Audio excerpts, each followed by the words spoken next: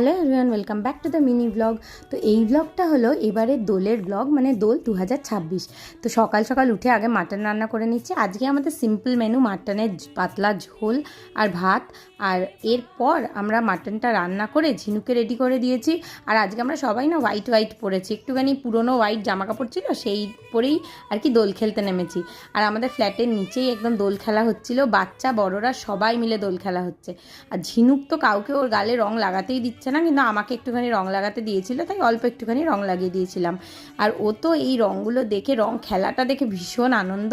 আর পিচকিরি নিয়েই ভারী ব্যস্ত, মানে সবাই মিলে এই রং খেলার না মজাই আলাদা। এই পিচকিরি নিয়ে ওর যে এই জলটা ছেটাতে কী ভালো লাগছে। বাড়ি থেকে বায়না করে করে বায়না করে তারপরে নিচে নামা হয়েছে। এবার আমরা সন্ধেবেলা একটু রেডি হয়ে নিয়েছিলাম তিনজনে, কারণ দুপুরবেলা ট্রেনে ঘুমিয়েছি, তাই সন্ধেবেলা না আমাদের বেরোতেও দেরি হয়ে গেছে।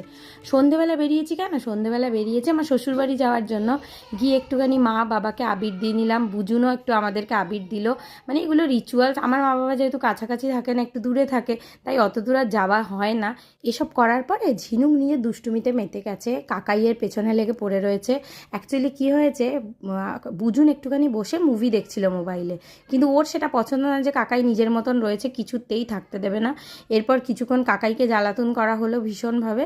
তারপরে এসে মামের সঙ্গে, মানে ওর ঠাকুমার সঙ্গে এই টুপিটা পরে দুজনেই একই টুপির মধ্যে ঢুকবে, মানে এটা হচ্ছে একটা ঝুড়ির আর কি ওপরের কভারটা।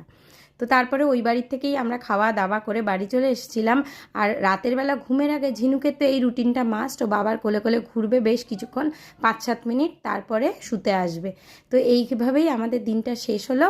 আর আজকের হোলিটা এবারের ভীষণ ভালো কেটেছে আমাদের।